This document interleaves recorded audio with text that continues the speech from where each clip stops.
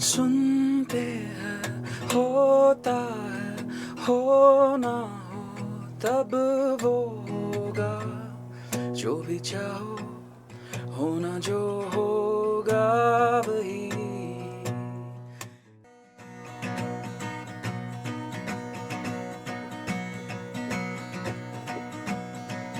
चढ़ा ऐसा बुखार है कि सबके सर सवार है जाने हैं किस फिराक में ये खून की खुराक के ज़माने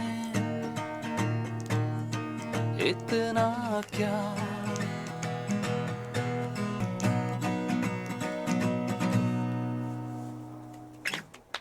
Hi, I'm Nikhil D'Souza. That's Mr. Ankur Tewari, and we shall be talking about really relevant stuff like George Clooney and his sex appeal. Yes.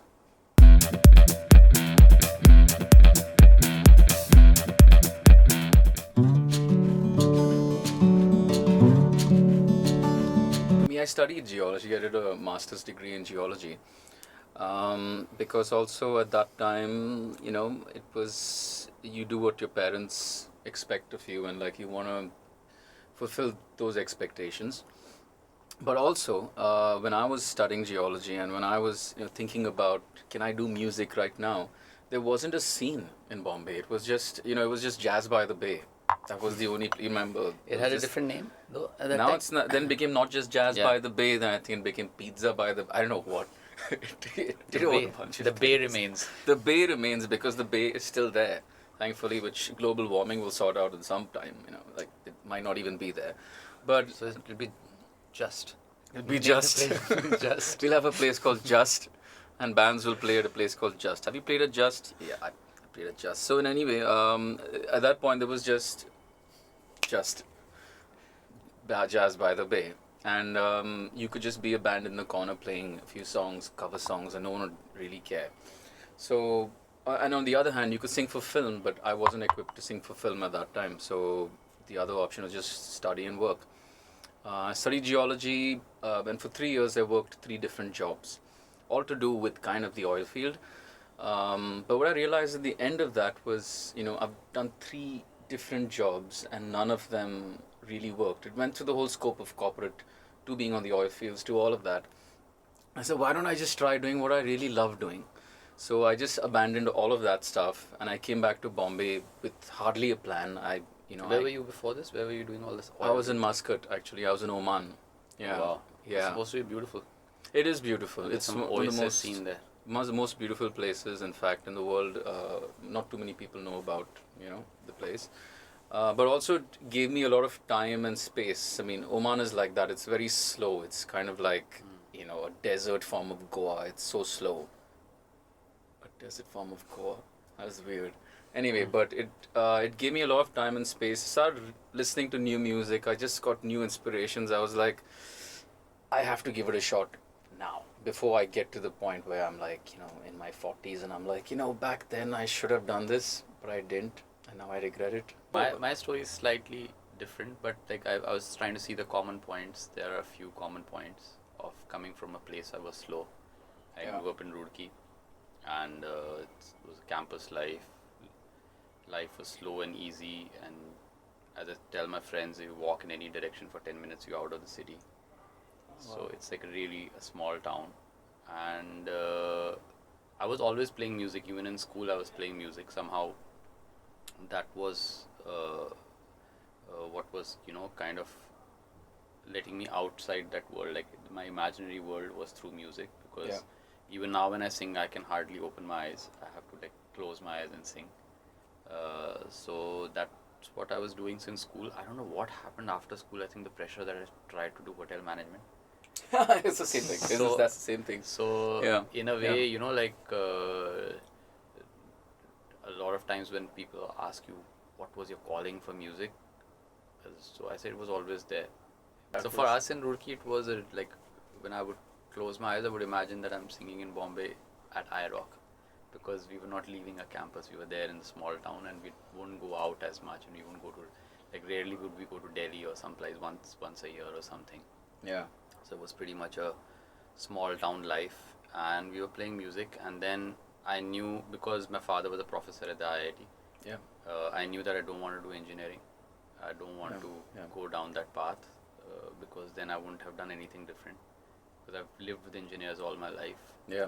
And at that time, I remember there was an ad in a newspaper saying hotel management, and I asked my dad, like, what does this mean? Like, that means you need to get to work in a 5-star hotel. I said, wow, that'll be amazing. I'll be working in an air-conditioned environment, nice. It'll be really beautiful and a nice place to work, not like an oil rig. In 4 degrees. Obviously, with like 1 month into college, I realized that it's better to be served than served, at least in India. We don't treat our hospitality nicely at all. We're like quite entitled when we go to hotels, and I've seen that. So, I think 1 month into college, I decided I'm not going to do this. So I continued singing there. So there was this hostel, and then there was a cafeteria, and then there was a college. If I made it through the hostel to the cafeteria, I never made it through the cafeteria to college. Because you would be singing. You would be doing the, like either you're getting ragged in the first year in the hostel, you're singing for everyone so you don't get beaten up or ragged. That is hardly. true. Yeah. Or then you're in the cafeteria singing, trying to impress everyone. We've done that also at St. Xavier's College, and with bad results because the principal who came in at that time was really strict. So he kept confiscating the guitar. But who doesn't like music? Like, I don't like those kind of people. Well, there are some people. Yeah. But you need those people. Because these are the ones who tell you what you shouldn't do, what you can't do. And sometimes just in denial of that, sometimes just to rebel against that, you become even better than you would have been if, True that. Yeah.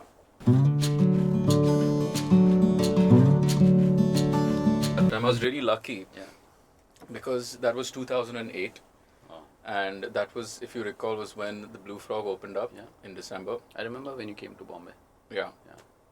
And I was lucky because Blue Frog opened up in Bombay. Suddenly all the other venues were like, hey, we want to have original music now.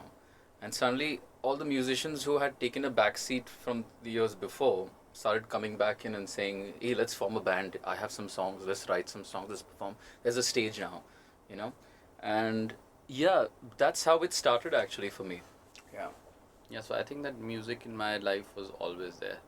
And for a few months I wavered when I joined the college, and then I realized that that's going to be my savior again, and I've been playing ever since. After I left college, I never joined any jobs, anything. I've just been doing this. So I have been that idiot who believed that it's going to work out. I came to Bombay with a cassette in 1998, knowing very confidently that in 6 months I'll have an album. Yeah. And I think 10 years later, I had an album. So, those 10 years I thought, oh, now it's going to happen tomorrow. Yeah, it's happening. So I came to Bombay, then I went to Delhi, then came back to Bombay. 2003 is when I came to Bombay. But I was chugging along, sleeping on friends' couches. I was very lucky. People were just giving me food and shelter. Sometimes even clothes and guitars. That's amazing. Things, it was. I actually probably have not ever bought a guitar in my life. Maybe one. I was recording my album in Lahore. Yeah. I found a producer. I found a label. They said, okay, we will give you X amount of money. Yeah. And then I found a producer in Lahore. It really fit the agenda well because he was amazing, Zulfi. And I get to go to Pakistan, hang out there. And their currency is half. So my budget becomes double. Yeah. So, and they're super talented. So I spent a few months there. And just before that, I think Gibson signed me, and I got this really sweet looking hummingbird that I took with me. That kind of elevated the sound of the album as well. Yeah. Super. कहते हैं मिलते हैं मिलना जिनका है लिखा कोई मिले कोई मिल पाता नहीं हम और तुम है यूं मिले. As a child, it's really funny why I started writing songs actually, because I was born in Belgium. And my parents were there, so 0 to 3 I was there. Yeah. And then when we came back, they had this whole stack of records, Yeah. and they had these cassettes that they had recorded radio, French radio, Flemish radio, Yeah. and I had a lot of that. And for me, even English sounded like French. Right. Because I didn't know Yeah. the accent that well. So, you know, like if you would hear Boney M, I just knew the hook lines. You know, the rest of it I didn't know, but I always wanted to sing along. Right. Yeah. So I would yeah, write my yeah. own lyrics till To- it I get it. Yeah. came to like Kadakti Dhoop Chale Hum Sab Aur Hum Sab Gaye the Part-Time Lover. That's So I nice. started writing lyrics just to like fit the meter Yeah. and get to the hook line. And then I thought like I'm writing random words, I should make a story out of it. Then I started making stories out of Yeah. songs, and I think I was writing songs very early in school just so that I could sing along. So I think one point in my life I should cut a Hindi version of Boney M. Abba. You have to do that. I mean, that's where you're coming from. Yeah, that's amazing. I man. think that's why I started writing songs, and then and slowly I've been doing it for so many years. It's now found a new meaning. Yeah, you just get better at it. In fact, it it starts off with you writing something really that sucks. So I remember writing my very first tune when I was I must have been 16, I think, or 17. Yeah, I was 17, and the whole Sapphire's college contingent had come to Xavier's from Malhar, and there was this. Malhar is a Xavier's. It's a Xavier's college festival. So the girls from Sapphire College had come to Xavier's college, and I completely fell for this one girl with light green eyes, and she was a Parsi anyway, and that's where I was like, this is how I can express something to her, and I wrote this song for her. You would remember the chords now, I think. I can't remember it. Just I just pick up the can't. guitar and- It's just I gone know now. It's A minor.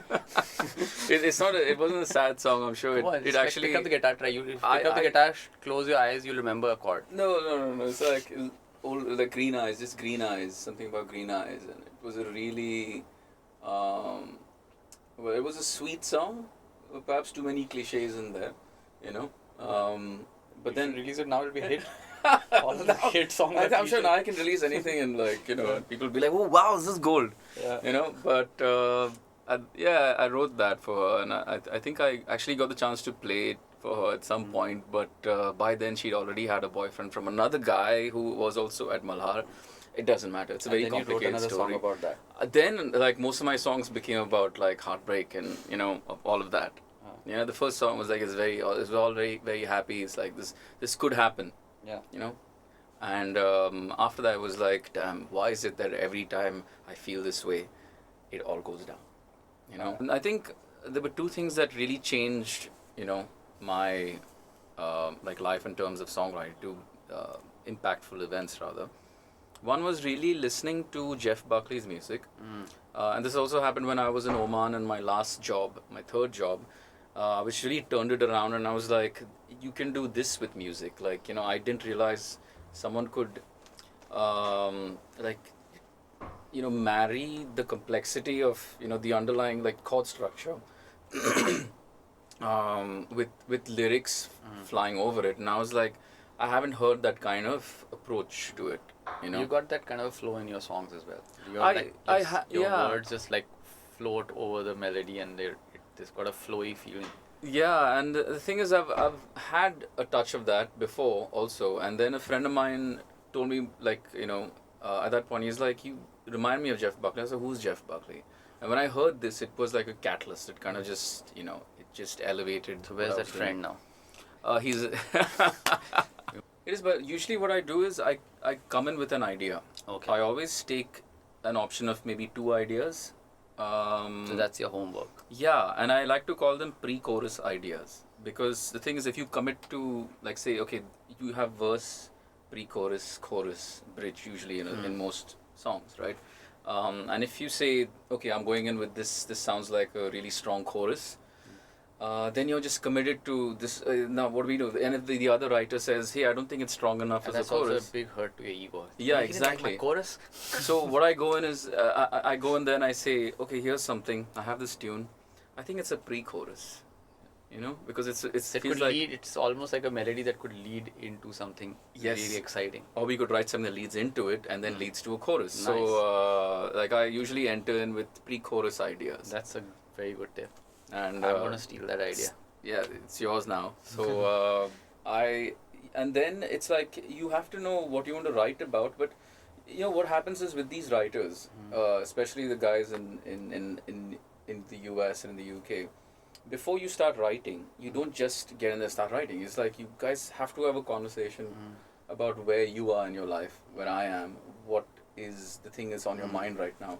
That takes like an hour and a half just to you just talk about stuff generally, and then you'll understand what this person wants to write about, what they're thinking and everything, and the song starts out from there, and naturally, And you this get happened into with me. Like the one time I co-wrote a song with Prateek Kuhar. He had this pre-chorus idea actually. Yeah. Now I'm thinking about it. It was exactly the same. Right. And we spent some time together, and we had nothing in common. And I was shitting bricks that I don't know, we're not going to be able to write anything. Yeah. And then the idea came, and I had the lyrics in 10-15 minutes. Yeah. And it was about how stupid it is being an independent musician. What was the song called? Dil Be Parwa. Dil Pe Parwa. I So remember this one. The song is about how Yeah. the world is going to tell you it's a stupid idea, Yeah. but to hell with the world. To help Yeah. with the world, because if you listen to everything that people around you tell you, most of the good things that you see in the world wouldn't have happened because. So what was the last bad idea you got from someone? Well, I think the last bad idea was when I was signed in the UK to with the big label. They wanted to change my sound around. Really? Yeah, they wanted to bring in the Indian element, but too strongly. Oh shit. So let's put in the tablas there. Or their idea of Indian incorporation is what the Beatles did in India in the 60s, which was putting tabla and sitar and pretty much whatever and everything. But that was the sound back then. So over there, they still feel the same way that this is Indian music. You got to have a tabla or a sitar. And if you look at it, a lot of modern day like Bollywood songs or whatever use Western instrumentation. They don't even use Yeah. tablas and sitars. But someone who did that amazingly was Gold Spot. Mm. They used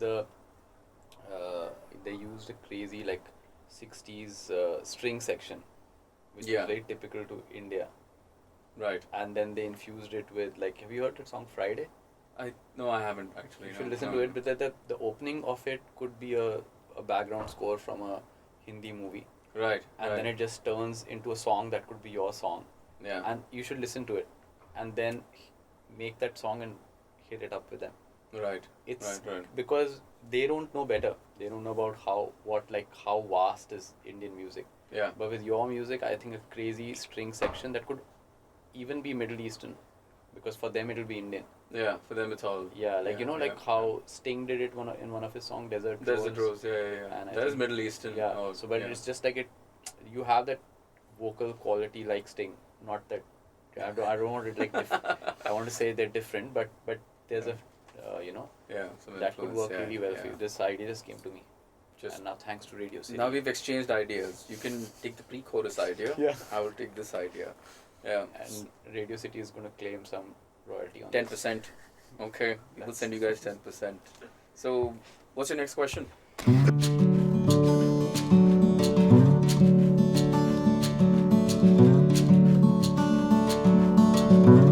There's always been a market,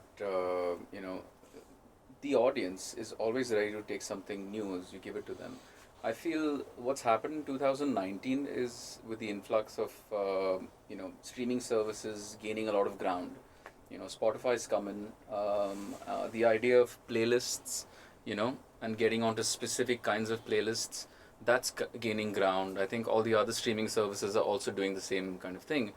But the audience's access to music has just, has bifurcated from the usual 1 month before the Bollywood film comes out, the album is coming out and this is our source of music. Now they have so many other ways to discover new music. So for us, independent musicians, like for me, putting out a song like Sitare, I could do it now, maybe not last year. Because if I tried this last year, YouTube was the only place I could have put it out, and then you needed a ton of money to, cut through all the clutter that was happening. Now you can record a song in your bedroom, yeah, has a vibe, send it to a distributor. That distributor will put it up on Spotify, Apple Music, Ghana, everything, and you have at least like a route to get your music out there and heard. And chances are it might land up on a playlist somewhere on Spotify, on Ghana, or somewhere, you know. So I think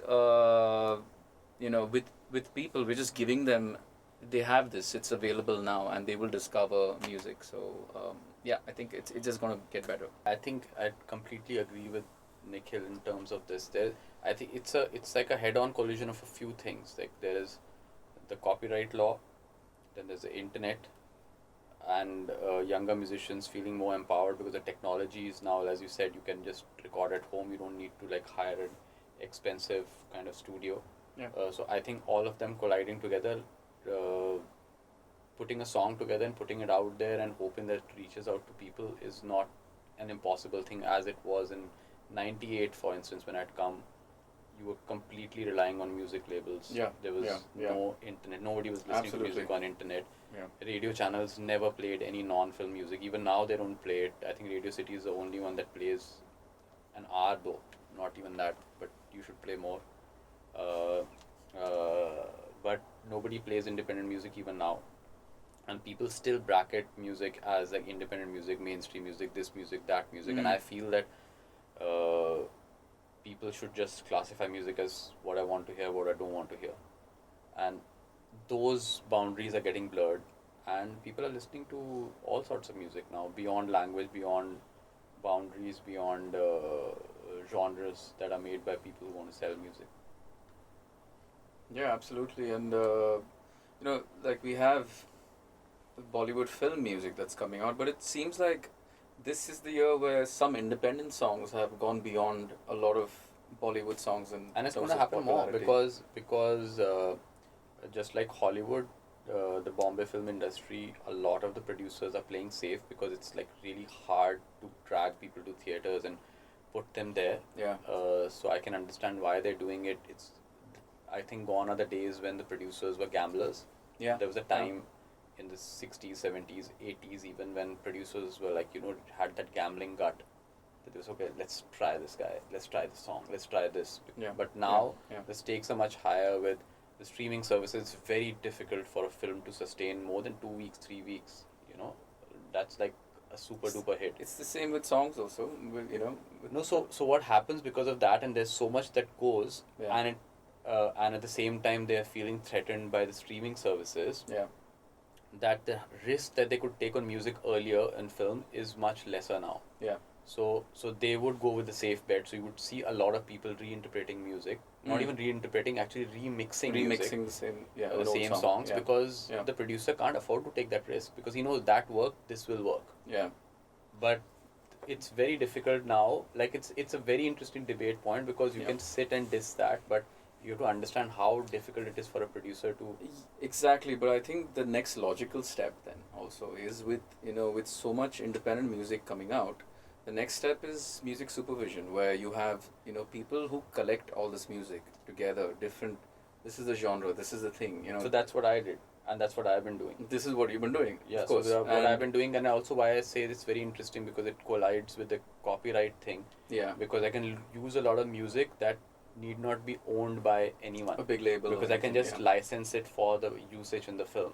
Exactly. Like I did that in Gully Boy. I think in the soundtrack that there were 18 songs, but in the film there are around 25 songs. So there were songs that were just used in the film because that would make the scene better. Yeah. And it was just used, and the rights remain with the artists and things. There's a song by, I think, Anyway I used Rocky $8 AP, what do you call it? ASAP? Yes. ASAP Rocky. That those songs were just used in the film and they raised the level of the scenes. Yeah. But at the same time, you could respect the artist and say, okay, like Anyway didn't want to give the song for the film, but it was very important for us to have his presence in the film because he's had an impact in the independent hip hop scene in India. Yeah. So we used his song, but he owns the right to the song. It's only used in the film. It didn't translate to the soundtrack. Amazing. Yeah. So there are like interesting ways that the directors are looking at how to use music as well. Correct. Yeah. There are interesting musicians who are offering choices and things. So nobody's stubborn anymore. Everybody wants to work with everyone. Yeah. So it's so this is, I think, the beginning of good times. तुम तो मेरे यार थे जान के पहचान के तुमको अब क्या हो गया मिलो नकाब उतार के कहीं पे इतना क्या हो गए हम खफा आइंदा मिलना मुझे सितारों के नीचे जहाँ For me, it's collaborations. Yeah. Like what we've been doing with Commune is the same thing. Like with Commune, the idea is to help other people do what they can't. So fill in the gaps. So like if I'm a songwriter but I don't have a studio, or if I don't have a guitar player, or if I don't have somebody to make a video, we'll take care of everything else. You do what you do. And I think it's time to look at things in a more holistic fashion. It's not just about songwriters and hip hop artists and video makers. It's about artists getting together and creating something that goes out. Nikhil has been doing it. You kind of produced Slight Diversion album. Yeah. You want to talk about that? Well, yeah. So there's this friend of mine. He goes under the name Slight Diversion, and he comes from a film background. He's more someone who makes films, but he's always had a talent of writing the most amazing lyrics. So we got together like a year ago, a little more than that, and he said, "What do I do with this? I know this is good." So the way I helped him was, I put a few, chords where he was missing them out, and worked on some of those melodies, and just like fine-tuned those songs to the point where I was like, yeah, this start to finish of the song, you put it out there and people will say, yes, I It was on top of the charts. It was on top of the Unknown Apple guy, charts. nobody knows who he is. Exactly. And it's just out there. It's ruling the Apple charts. And it's amazing. And I think more than you fine-tuning the songs, your presence there was very important. And that's what I feel that all artists should do. I love the days in Hindi cinema when, Vinod Khanna would be bashing up Amitabh Bachchan even though they're rivals. Yeah. They're working together because they know the effect of that will be very strong. And I feel as artists, if you all work together, like the competition grows, but also the more people get interested. And I think I see more of that happening now, a lot in the hip hop scene, a little bit in the songwriting scene, in the music scene, in the video scene. People are just working with each other, and despite their mediums and things being different, it's exciting to see people work. And that's what I feel that we are trying to do with Commune. This is what we're trying to do as at a personal capacity. I'm trying to do that. When I work with people, I get to learn a few tricks as well, like I learned today. The pre-chorus. But I really I was so happy when I heard about your involvement in the Slight Diversion album, and it doing so well organically with no money being put behind it, no marketing. It's just pure good material that's out there, and I feel that that's what's happening more and more now. Also with the younger lot, the younger musicians, they are more secure probably with their positions. They are working a lot more together. Yeah. Comedians, they are working together. Filmmakers. And I was saying before also about my personal journey with songwriting. I feel if that sort of a scene starts developing here, with you have so many lyricists in Bollywood, and I don't know how much of that is still happening, how busy they are, but I feel if you have an upcoming singer-songwriter who has a pre-chorus idea, and you have you have an Amitabh Bhattacharya, you have Swanand Kirkare, you have all these guys come together, the songwriter and one or two of these lyricists, and sit together and say, let's flesh out this song, let's do it. I feel that is something that worked, out there in America and in the UK. For that, of course, the copyright and publishing situation has to sort itself out, because how else are any of these songwriters going to make any money? But I think that is something else that could really happen. It's starting to happen now, and I really give the credit to the Indian copyright law now is really protecting the artists. You have started seeing royalties come in every quarter. I've seen them. Yeah. So it's a good scene. I remember the first time I got a royalty check, I didn't even put it in the bank. How small was it? It was really small, but I just laminated it and kept it in my box because people are getting money from music. Who the hell gets money? Who would have thought that? Who would have thought you can make money from music? Yeah. So it's still in my box of collectibles. So I started making music because I saw Tintin on TV. Tintin. Yeah, I was like, oh, that's Tintin. But then the volume of it was Lucky Ali. Oh. There was this frame that he had this bike. Like he was on this bike with that thing, and he was like, taking that bike towards the Sphinx or the pyramid. The pyramid. The pyramids, I think. And that looked like a frame from Tintin. I said like, oh, but that's Tintin. And then I heard that song. I said, oh wow, this is amazing. This doesn't sound so fresh. This sounds amazing. And if he can put a video like that out, I should be able to put that out. So Lucky is somebody who I hear a lot. Yeah. After a few years, coming to Bombay, I had the chance of working with him. We collaborate together. I write some songs for him sometimes now. He sometimes sings my songs, which is a good full circle for me. So that is an artist I love. Nusrat Fateh Ali Khan, the rock star. Yeah.